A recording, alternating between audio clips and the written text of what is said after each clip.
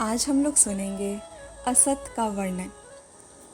काम, क्रोध और लोभ वृत्ति कभी होती है और कभी नहीं होती, तो वस्तुतः उनका नहीं होना ही सिद्ध होता है। इसी प्रकार मोह, मद और मत्सर वृत्ति कभी होती है और कभी नहीं होती, तो वस्तुतः उनका नहीं होना ही सिद्ध होता है, अर्थात उनका सदा ही अभाव है। यदि ये वृत्तियाँ वास्तव में होती तो कभी घटती अथवा मिटती नहीं। जिसका सदा ही अभाव है, उसकी सत्ता भूल से मानी हुई है, दी हुई है।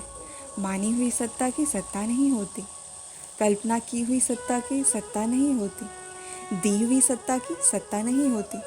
इसी तरह संसार की सुनी हुई, कही हुई और चिंतन की हुई सत्ता की सत्ता नहीं होती, क्योंकि वास्तव में संसार की स्वतंत्र सत्ता है ही नहीं, परंतु स्वयं सत्स्वरूप है। अतः यह जिसकी सत्ता मान लेता है, उसकी सत्ता दिखने लग जाती है। जैसे अग्नि में लकड़ी, कोयला, कंकड़, पत्थर, ठिकरी आदि जो भी रखें, वही चमकने लग जाता है। असत का भान तो हो सकता है, पर उसकी सत्ता नहीं हो सकती। कारण कि जिसका कभी भी और कहीं भी अभाव है, उसका सदा सर्वत्र अभाव ही अभाव है।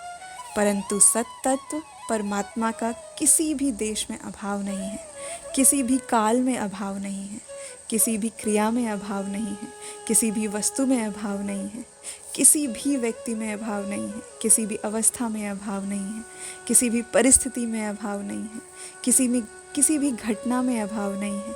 इसका कभी भी और कहीं भी अभाव नहीं होता, उसका सर्वत्र भाव ही भाव होता है। देश, काल, क्रिया, वस्तु, व्यक्ति आदि तो पहले नहीं थे, पीछे नहीं रहेंगे और वर्तमान में भी प्रतिक्षण अभाव में जा रहे हैं। परंतु परमात्मा पहले भी था, पीछे भी रहेगा और वर्तमान में भी ज्यों का त्यों विद्यमान है। परमात्मा में कभी फर्क था नहीं, कभी फर्क होगा नहीं, कभी फर्क है नहीं और कभी फर्क हो सकता नहीं। वह नित्य निरंतर ज्यों का त्यों रहता है। वह किसी की दृष्टि में और किसी की दृष्टि में नहीं है, तो इससे उसका अभाव सिद्ध नहीं होता। प्रत्युत यह तो दृष्टि दोष है, दृष्टि का अभाव है, जिससे वह होता हुआ भी नहीं की तरफ दिखता है। संसार की सहज, स्वाभाविक तथा नित्य निरंतर निवृत्ति है और परमात्मा की सहज, स्वाभाविक तथा नित्य निरंतर प्राप्ति है। जिनका संसार में राग है, उन्हीं को यह कहना पड़ता है कि संसार नहीं है, परमात्मा है। जिनका संसार में राग नहीं है, उनको केवल परमात्मा है, इतना ही कहना पड़ता है। इसको ऐसे समझे, जैसे रस्सी में सांप दिखे तो जिनको डर लगता है वो व्यक्ति कहता है कि सांप नहीं है, रस्सी है। परंतु जो निर्भय व्यक्ति है, वह केवल रस्सी है, वो यही कहता है। तात्पर्य है कि संसार में राग होने पर, संसार की सत्ता मानने पर ही संसार की निवृत्ति करनी पड़ती है। नहीं तो जिसकी सहज, स्वाभाविक, नित्य निरंतर निवृत्ति है, उसकी निवृत्ति कहना बनता ही नहीं। जीव का जड़ अंश की प्रधानता से संसार की तरफ भी आकर्षण होता है और चेतन अंश की प्रधानता से परमात्मा की तरफ भी आकर्षण होता है। दोनों में आकर्षण होते हुए भी संसार के आकर्षण से परिणाम में अभाव ही मिलता है, अर्थात कुछ भी नहीं मिलता, और परमात्मा के आकर्षण से परिणाम में प्रेम मिलता है, परमात्मा मिलते हैं, जिसके मिलने से कुछ भी मिलना बाकी नहीं रह जाता है। प्रेम तथा बोध दोनों एक ही है। बोध के बिना प्रेम आसक्ति है, क्योंकि संसार के अभाव का बोध न होने पर संसार में आसक्ति होती है, और प्रेम नहीं होता, और प्रेम के बिना बोध शून्य है, क्योंकि संसार का अभाव करते करते शून्य ही शेष रह जाता है।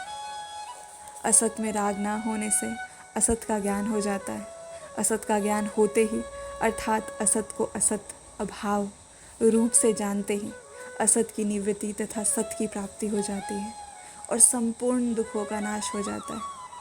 सत में प्रियता होने से सत का ज्ञान हो जाता है।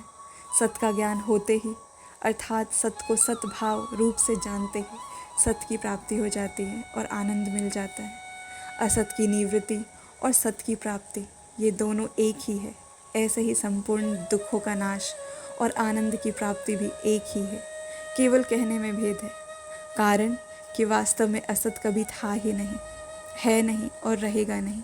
पर सत्य परमात्मा सदा ही था, है और रहेगा। सत्य को माने या ना माने, जाने या ना जाने, स्वीकार करे या ना करे, अनुभव करे या ना करे, सत्य की सत्ता सदा विद्यमान रहती है। धन्यवाद।